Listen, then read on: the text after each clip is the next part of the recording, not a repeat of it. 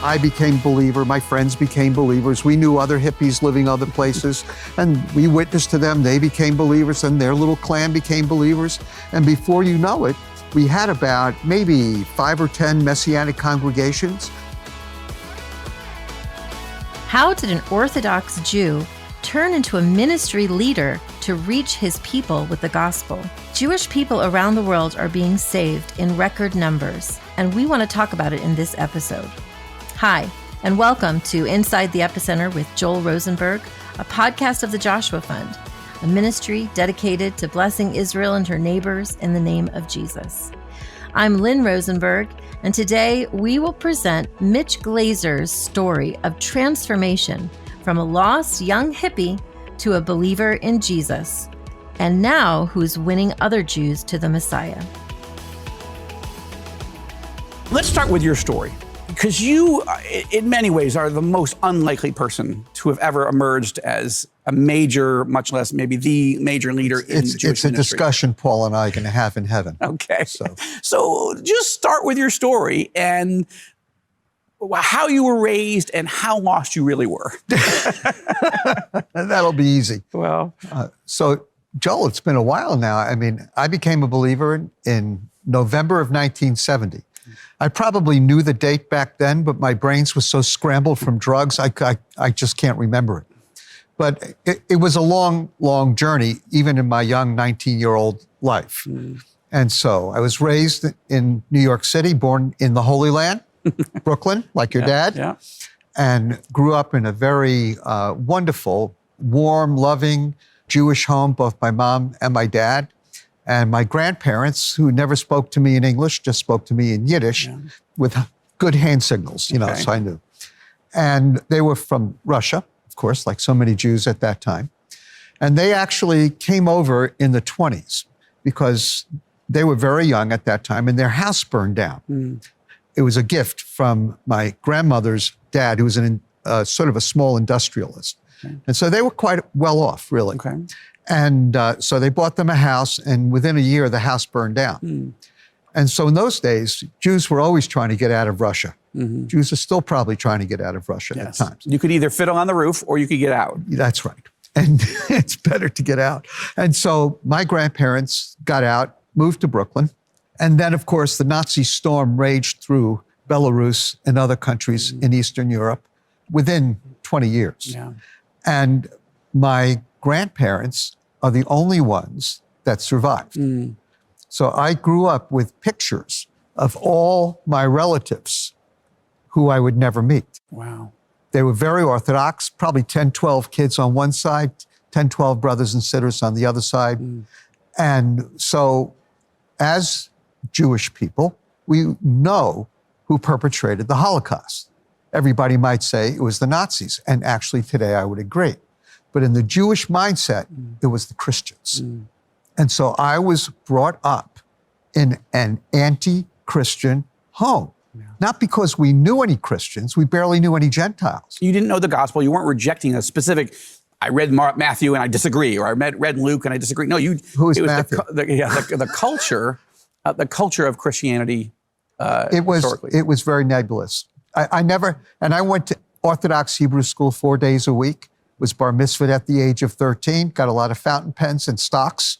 I blew the stocks, but it was the last thing in the world that I would think about. But let's not even get to we'll get to the you and Jesus. How about you and drugs? Like you were raised in a good Jewish home. No one was thinking you're going to go and become a follower of Jesus, but did you see your life heading into hippiedom? Joel, doing drugs was not my fault. It was my friends. Oh, I see. Okay. And no, it was the commonplace thing. So I grew up in Queens, and I probably started doing some kind of soft drugs when I was maybe 14. Eventually got into marijuana, then LSD. Thank God I only did heroin once, maybe twice, because I didn't like needles. But I got pretty foggy. But I graduated high school, which my parents never thought I would make it. I went from smart Jewish boy, because I was in all special classes. I graduated when I was 17. So you didn't know how smart I was, I skipped the whole grade, skipped 8th grade. which was the worst decision anybody ever made for me. And so I went to college at 17 and met a whole group of kids in college, some of them now as grown-ups, and wonderful, wonderful fellow drug dealers. And we set up business together. And you really thought of yourself as a hippie. It was the 60s, right? And you were drifting around the country? Yes and no, Joel. Okay. See, there were two kinds of hippies, all right? There were the peace and love people who wanted to change the world. Okay. And then there was me. Okay. Okay. And what were you? I was in it for the party, man. Okay. All right. It was the lifestyle. And I actually made some money dealing drugs. My daughter's an attorney. She told me that I can say that without having the statute of limitations. Tax implications. You get yourself eventually out to California, and you're pretty messed up at this point. Hitched. Okay, but anyway, you're out there. That way. You're out there. And so what's the turning point in your life? Because you're not really going anywhere, and you're a smart guy, and you... I can tell you. Okay. But one thing I've never said to you or on Christian television ever is we hitched out to California basically after Kent State. Okay. And we hitched through Ohio. We actually passed through Kent State, my buddy Ephraim and I. Mm-hmm. And that's where I sobered up just a little bit, where I realized that some peace-loving hippies were getting shot. Mm. And I think I began looking for something a little deeper in life, even though I was still a mess. I think that changed me.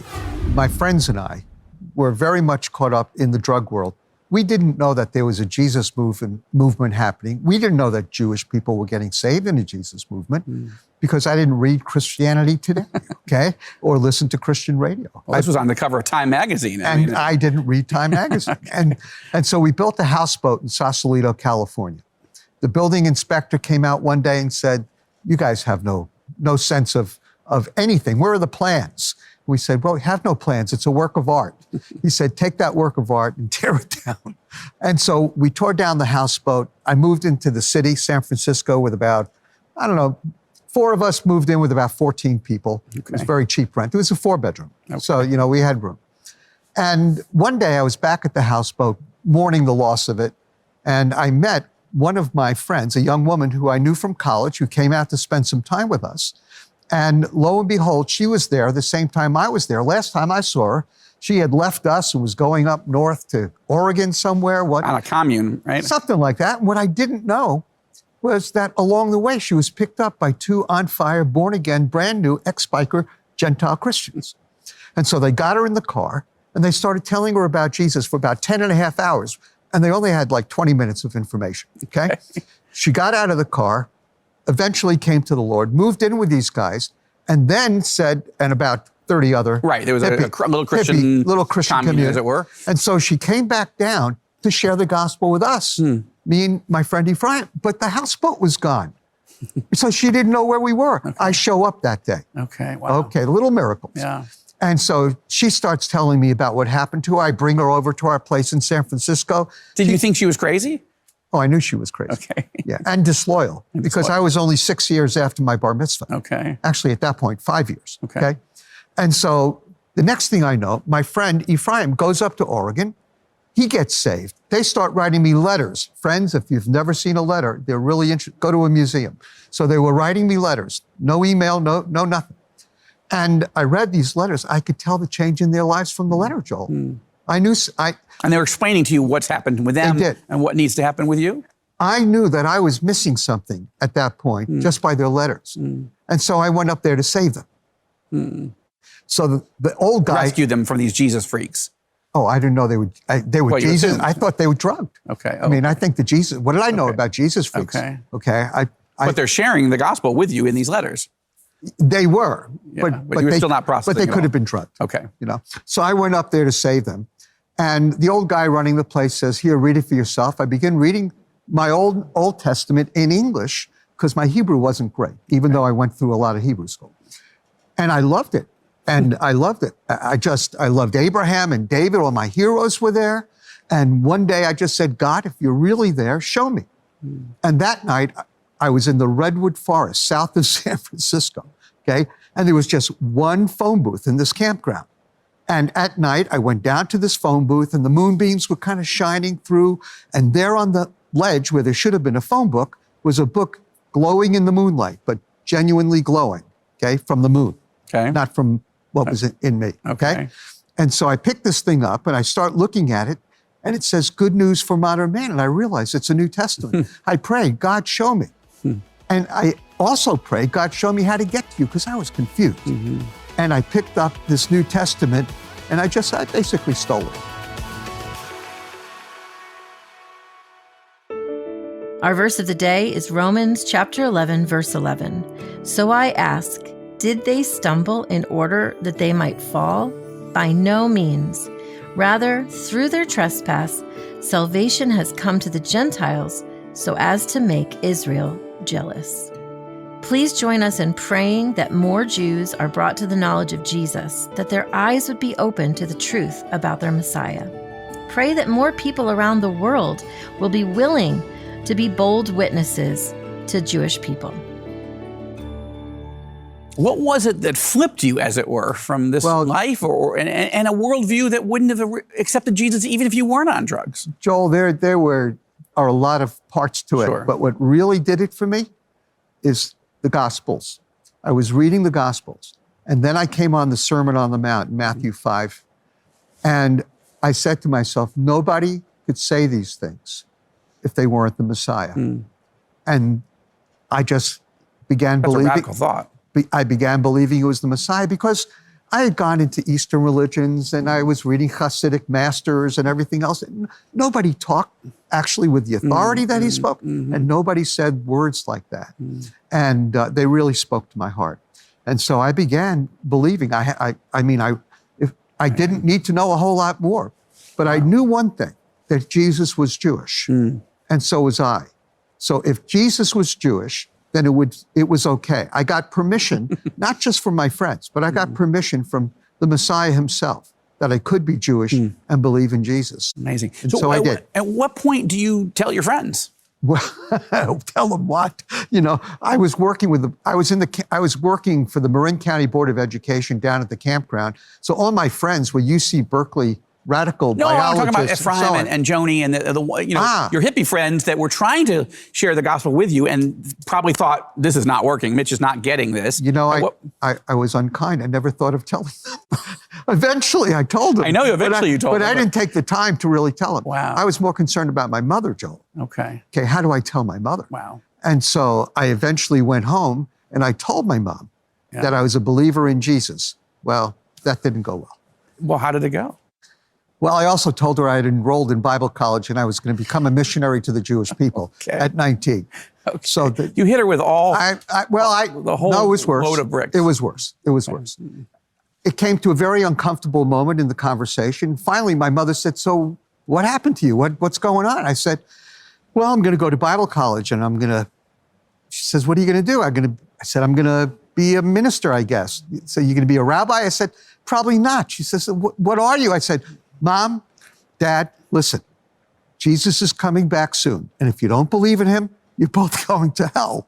Wow. Do you think that was sensitive enough? I don't know about sensitive. I mean, it was true, but it was not exactly, you wouldn't teach people mostly to share the gospel that way. It took almost 30 years to get over that, okay? Wow. So my parents asked me to leave the home. I had just come back. I was only 19, I was a skinny kid. And so with no money. And so I went and stayed with a friend, and I came back to my house. And Joel, for all those years, I just prayed that someone would listen. My mom gave me one chance. I read her Isaiah 53 that night. I'm only a believer, like 6 months. Okay. I read her Isaiah 53 that night, and I said, come on, Mom, can't you see it? Literally. And this is why I wrote a book on Isaiah 53. She said, I told you not to read from the New Testament. Interesting. And I said, Mom, it's Isaiah. That's our team. This is not our guy. Not the New Testament. She says, I don't care what it is. It sounds a lot like Jesus. And Isaiah 53 has always meant a lot to me since that time because it's so powerful. You were one of the first fruits in that Jesus revolution. But put that into context a bit. took me years to actually understand it. I thought all Jews kept getting saved all the time. Then it kind of slowed down. Because you were in a period that there was a massive awakening of Jewish people. Probably 30 or 40 of my friends came to the Lord within 6 months. Amazing. You know, it's one after the other. But I want to talk about the God who raises the dead, okay? Because there was a great movement of Jews to Jesus between World War I and World War II, mostly in Europe, where most of the Jews lived. And you did your whole dissertation, your I PhD did. dissertation on this. And there were hundreds of thousands of Jewish people who came to faith, okay? Hundreds of thousands. But then the Holocaust came and destroyed the movement. How did it happen? They died. They died. And that was the nexus of Jewish life. But the nexus of Jewish life moved to the United States. In other words, most of the Jews who came to Jesus were in Europe, and they were wiped out with much of the rest of European Jewry. 100,000 in Hungary alone, 60,000 in Poland, etc. And the center of Judaism then shifted to the United States. Shifted to the United States and a little bit to a few other places, and eventually now to Israel. Right. And so what happened in the late 60s was the climate was ripe for an outpouring of the Holy Spirit because young people, Jews and non-Jews, were looking for answers. Vietnam War, social unrest, you know, race riots. Right. I mean, it was a time of incredible crisis. And also people were looking for truth, right? And whether it was drugs or looking Eastern for religions something or whatever. to stabilize our lives, looking for a real cause to live for, you know? And then, of course, we were reacting to some of the coldness, honestly, Joel, of within classical Judaism, and also some of our parents who had become more secular and didn't really have those religious values. And so there was a search going on. And then once the Spirit of God began to move, and I don't want to say that all this happened like between World War I and World War II because of all the destruction of the wars. And I don't want to say it happened because of all the social and cultural unrest.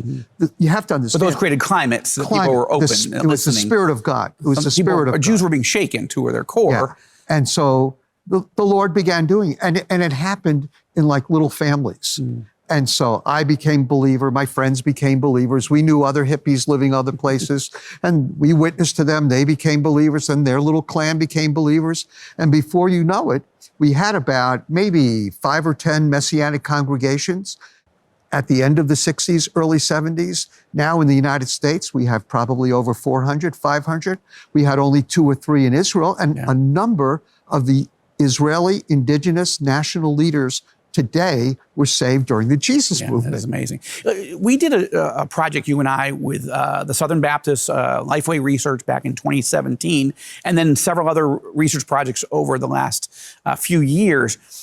But I think it's still extraordinary to me that when we did a project to find out how many Jewish people in the United States would consider themselves evangelicals and actual born-again believers in Jesus. And I remember at the time, Chosen People Ministry, as you guys had on your site, maybe 300,000. I don't know if it's really that many, but I think you guys were saying somewhere Jews for Jesus on their website said it was no more than... The figure was basically 0.5%. Okay. And Jews for Jesus on their website said maybe 125,000, maybe more, but probably not too much more. But what we discovered blew us away. We just actually didn't believe the data at first, but because what we discovered was that 871,000 Jews in America believe that Jesus is in fact the Messiah. Most of those are not going to Messianic congregations. They're hidden, as it were, inside evangelical churches.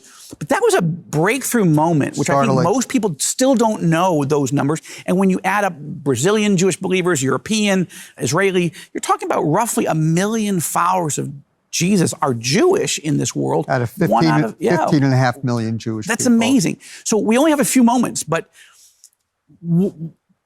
starting in the late 60s, but to where we are today, an openness that we've never really seen before. Two reasons, aside again, not in our lifetime, from the Spirit of God. Yeah. One is critical mass. When you have that many people who believe in Jesus, there are that many more people sharing. I'd say that's really true. Yeah, that's true. Then number 2, I would say evangelical Christians, particularly in the United States, have become more and more pro-Israel because that same survey said that 82% of those who considered themselves born-again Christians were favorable towards Israel and the Jewish people. And believe that the Abrahamic covenant is unconditional and absolutely. Forever.